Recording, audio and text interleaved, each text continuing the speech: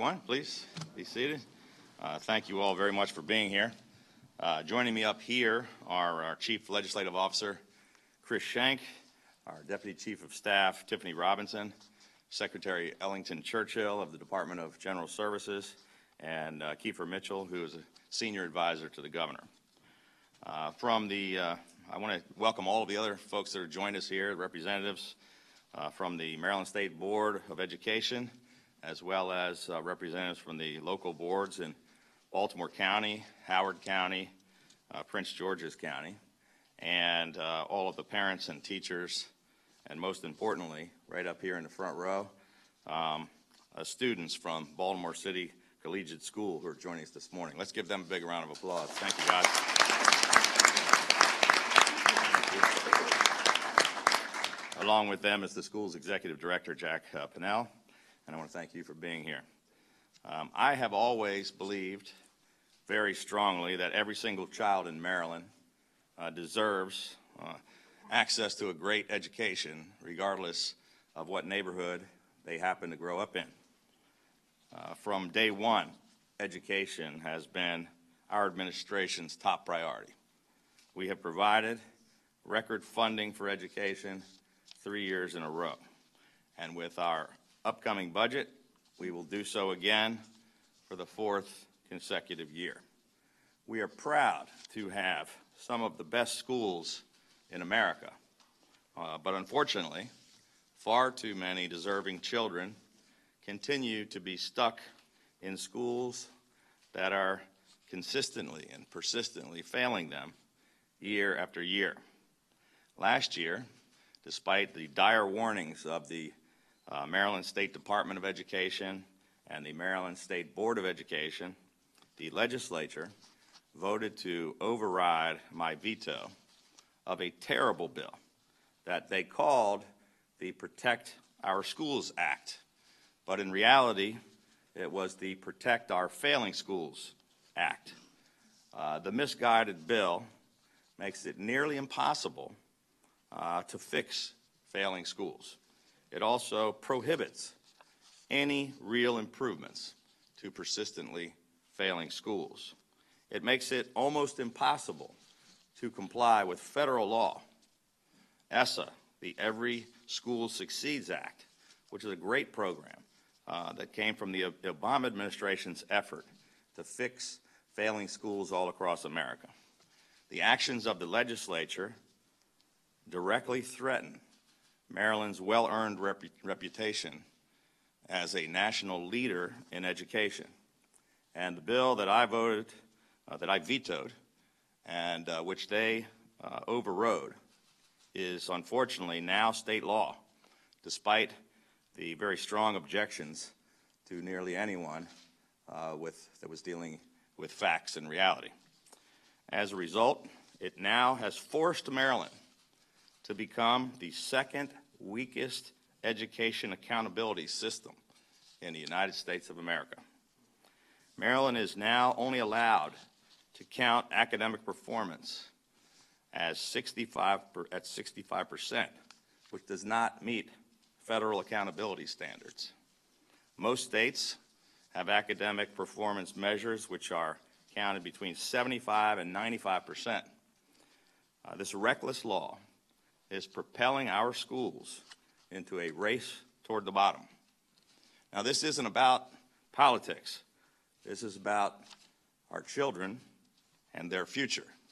It's about giving every Maryland child hope and an opportunity for a better future. We simply cannot leave our kids trapped in schools that consistently fail them and cheat them of any real chance, and where they are denied year after year the quality education that they are entitled to. Our Maryland kids deserve better than this. That's why we will be submitting emergency legislation, the Protect Our Students Act of 2018, which will require academic performance to be counted as 80% of a school's composite score, which will take us from the very bottom up to at least the national average of other states. we are continuing our fight to improve Maryland's local schools because the status quo simply is not good enough for Maryland's children.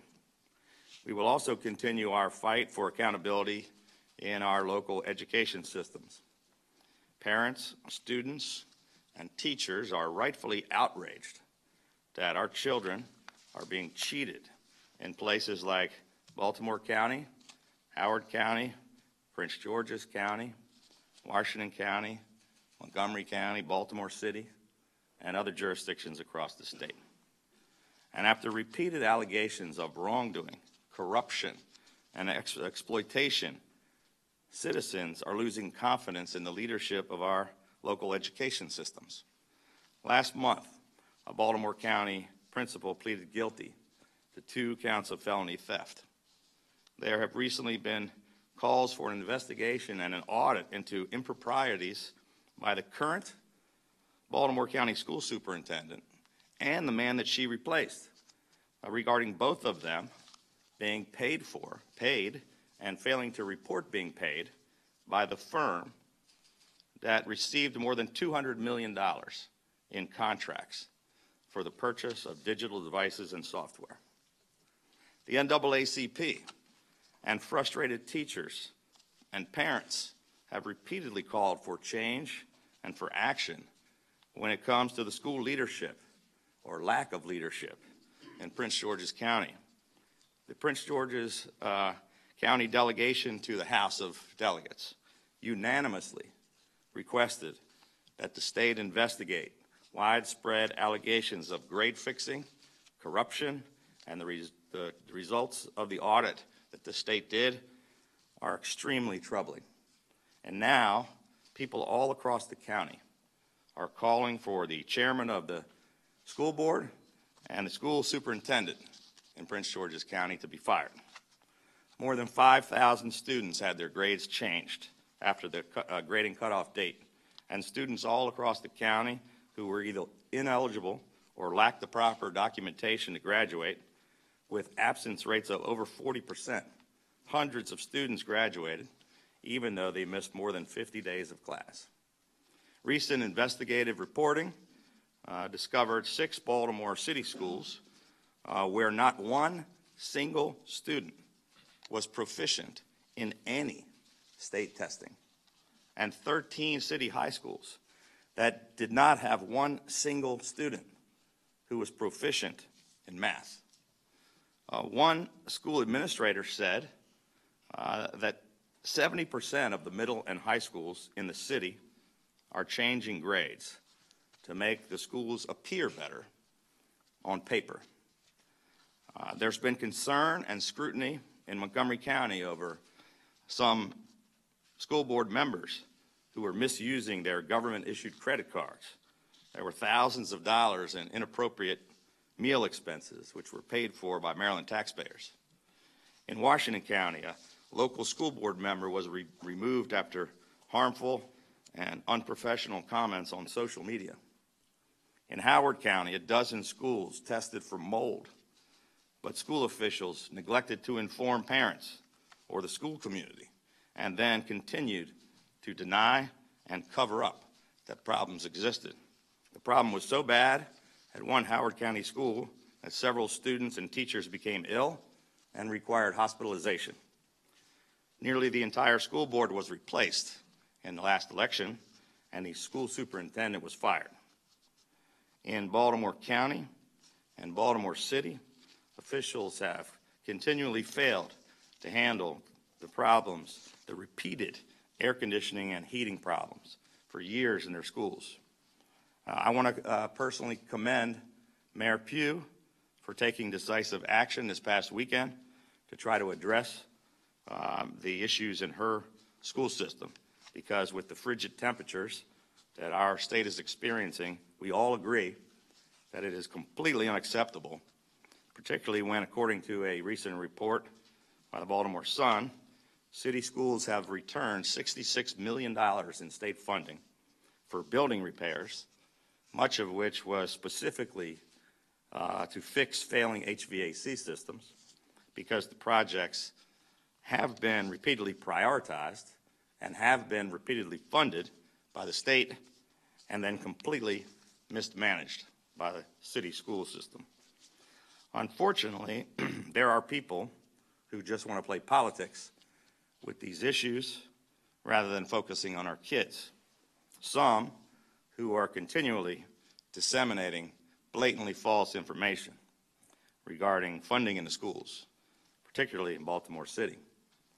The state's commitment to and investment in the Baltimore City school system are historic and unprecedented. Facts are stubborn things, but here are the facts. In 3 years, our administration has invested more than $2.85 billion in K-12 education just in Baltimore City. That is more than at any other time in the history of our state. Last year, our state investment into the Baltimore City school system was 3.5 times more than that of the average system in Maryland. In fiscal year 2018, Baltimore City received more than $12,000 per student in financial aid from the state of Maryland.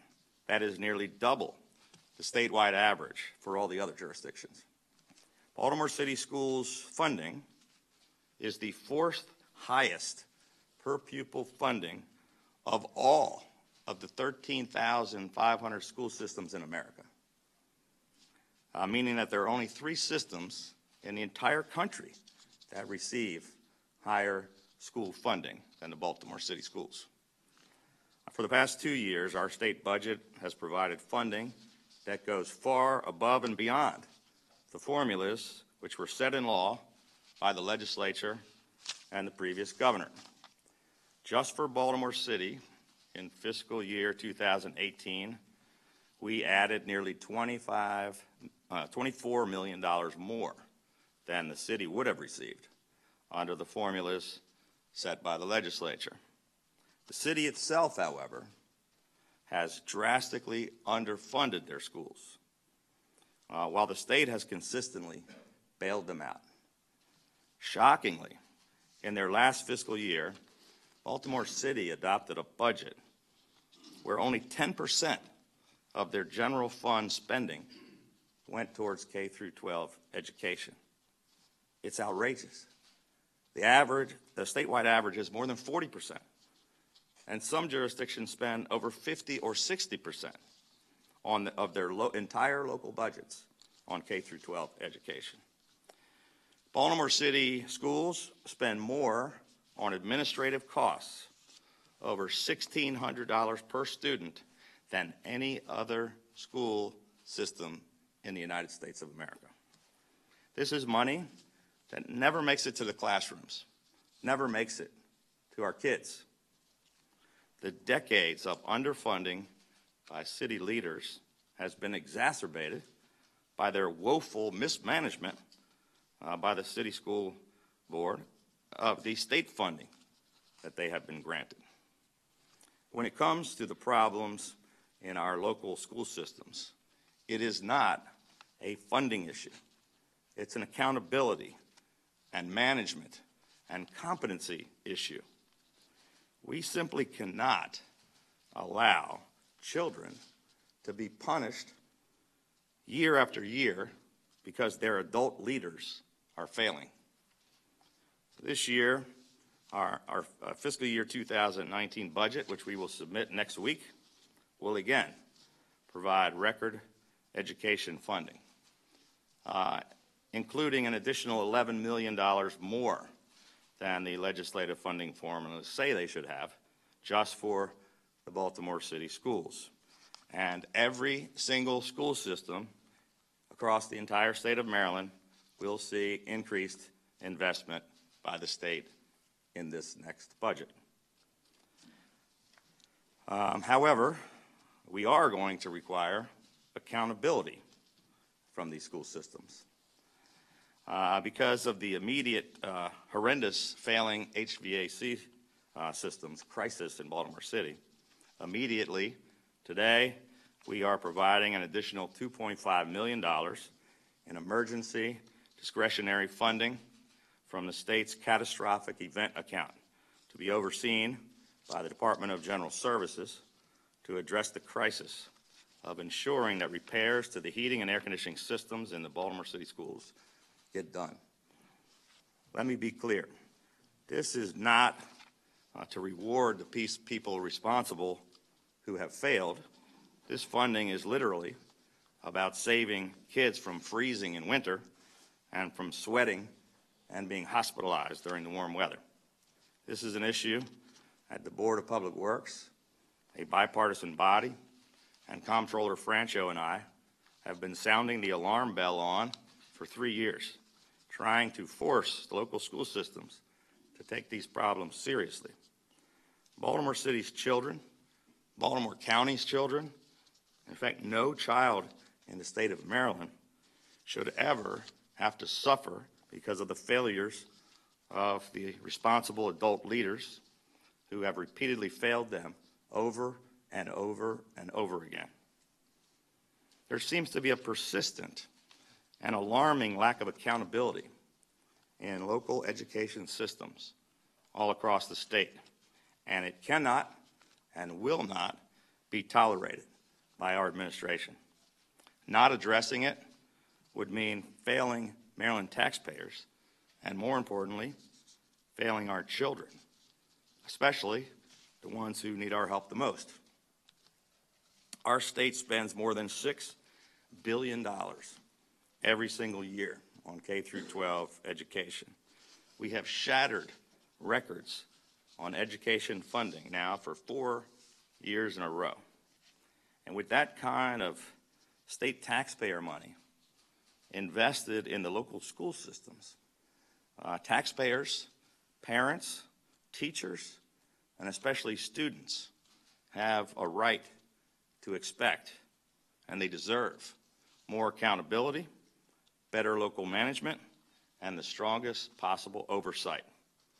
So we will introduce the Accountability in Education Act of 2018, which will create an Office of the State Education Investigator General.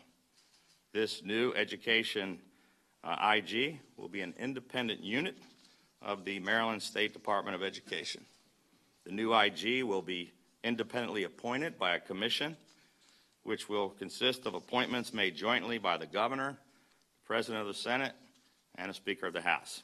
This new office will be charged with investigating complaints of unethical, improper, illegal conduct on matters including procurement, education assets, graduation requirements, grading, education facilities, and budgets.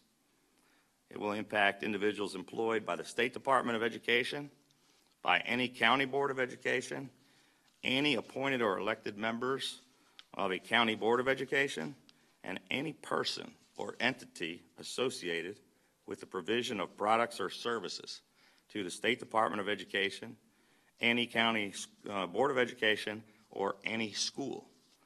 This new state and education IG will be able to make inquiries and to have the ability to obtain information by subpoena and by holding hearings. The office will also establish an anonymous electronic tip program to protect whistleblowers and to allow Maryland citizens to report potential causes of wrongdoing, abuse, or unethical conduct. Our children desperately need someone to fight for their civil rights, and that is exactly what we intend to continue to do. With that, I'll be happy to take any questions anyone might have.